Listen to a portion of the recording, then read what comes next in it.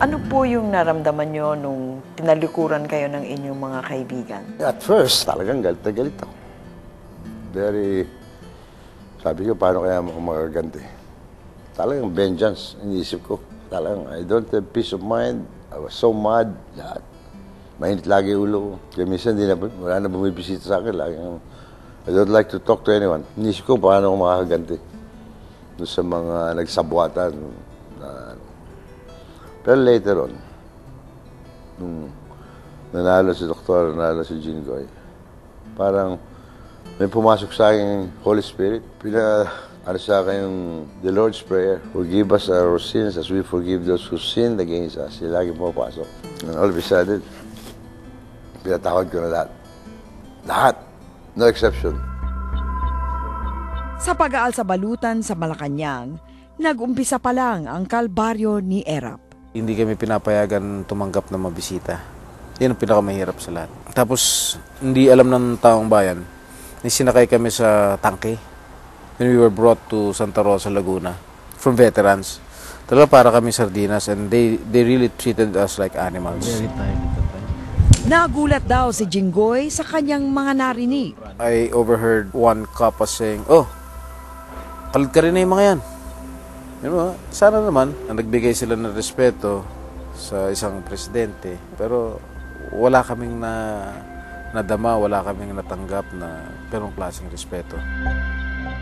Hinanakit ni Erap, pinagtulong-tulungan daw siya ng media. All of a sudden, nag-iisa ako when the media was demonizing me right and left. Siyempre, natutulo-tulo na yung hingil-ngil na yung luha ko.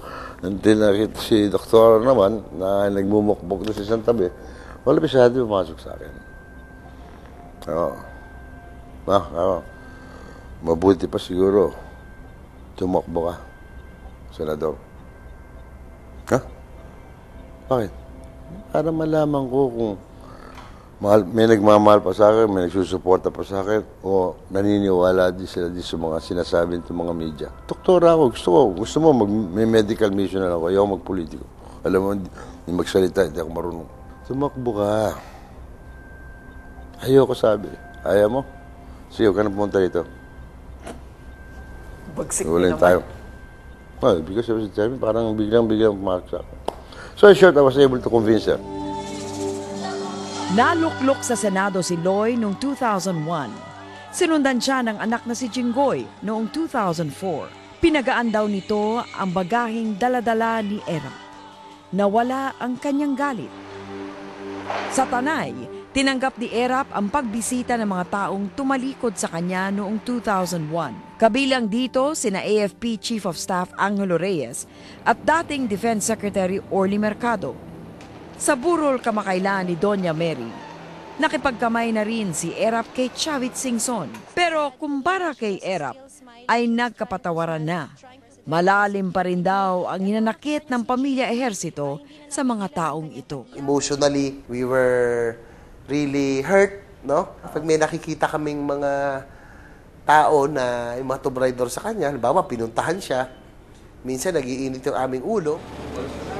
Pinagsabihan daw sila ng ama. Kami lahat sinabihan, no? Lalo na sabi, ikaw, Jackie, lagi araw-araw ka pa nagsisimba, alalahanin mo yung Lord's Prayer. At laging sinasabi doon na tayo magpatawad, gaya ng pagpapatawad sa atin. Parang unlikely, no? Na wala sasabihin, wala sa karakter, pero yun ang sinabi niya sa amin. Pero yung pinagawa niya, Mang Jun? Yes, ma'am. Nung nandito siya? Yes, ma'am.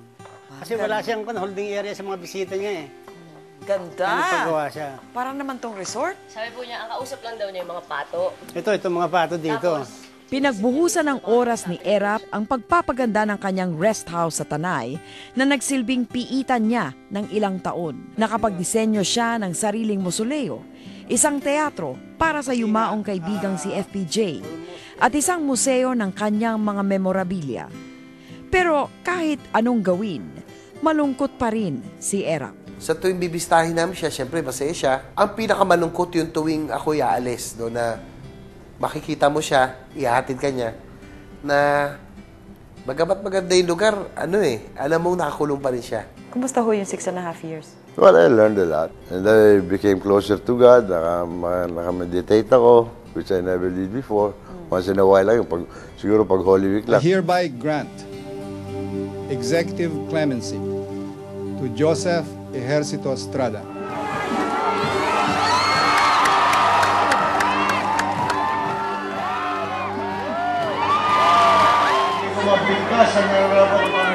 Walang inaksayang panahon si Erap matapos mabigyan ng pardon. Higit 40 probinsya at syudad sa bansa ang kanyang nalibot para daw magpasalamat sa mga sumuporta sa kanya. Sumama kami kay Erap sa Tarlac para makita ang tinatawag nilang magic ni Erap. Sa motorcade ni Erap, nagpaagaw ng candy, sombrero, t-shirt, at minsan nag-abot rin ng pera. Sa ilang nakakita sa motorcade, malinaw raw ang kagustuhan ni Erap. Nagsosorbate lang siya kung pa rin siya kung sa masa. Tingnan, marami naman tao. Puro ikukuha pa rin siya sa darating na halalan. Ipanalangin ni sa Lord na manalo pa. Oo, talaga siyang nakatulong. Talagang ganun yung mga politiko eh. Pag malapit na yung ganyang kampanyahan, kandidatuhan, siyempre dadating sila sa isang bayan. Pakitang gilas na. Buti na kayo nauna, sabi nga nila. Sir, mabigyan naman tayo! Sa mga kasalukuyang survey, lumutang na ang sinasabing magic ni Erap. If you go by this survey, there are positive responses to him. And wherever he goes, when he wants to turn on the magic, then it's there. Pag dumarating yung era, hindi na kinakailangan mag-mobilize, hindi na kinakailangan sabihan yung maghakot. Yung kanyang magic ay phenomenal no? Hindi mo ma-explain. Yung charisma, sinasabi mo. Meron ba sa inyong nagmana, no? Wala. Gusto ko manahin, kaso talagang hindi kaya. Sabi nga, kahit kalahati ng karisma ng tatay ko na mamana sa akin, okay na sana. Sa kanyang pag-iikot, isa lang daw ang gustong mangyari ni Erap. And before I exit, gusto ko makaganti man lang ng utang na loob sa pinakita ng masa sa akin. Tatakbo ho ba kayo? Sinabi ko, I'm trying my best to unite the opposition. Mangyayari ho kaya yun? Kung hindi mangyari, tatakbo ko. Tatakbo kayo? I told them. Hindi ho kaya lalong magfa-fragment? Bahala na, pero palagay ko, mas malaki chance ako. Dito nahati ang opinyon ng pamilya Ejercito. Kami naman, we will support him all throughout. Whether he runs or he does not run for the presidency, suportado kami.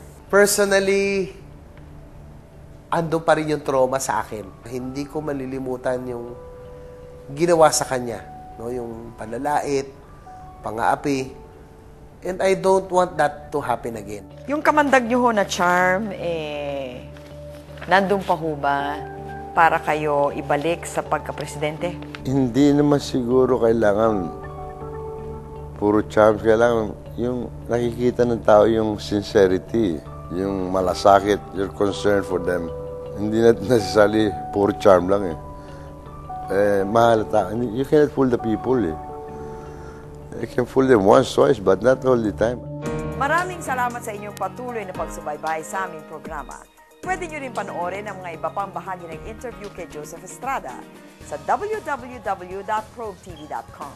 Magandang gabi po sa inyong lahat. Ako po si Cheche Lazaro para sa Probe Profile. Kailan kayo pinansin ng mga higante? 93, yung market share namin lumalaki.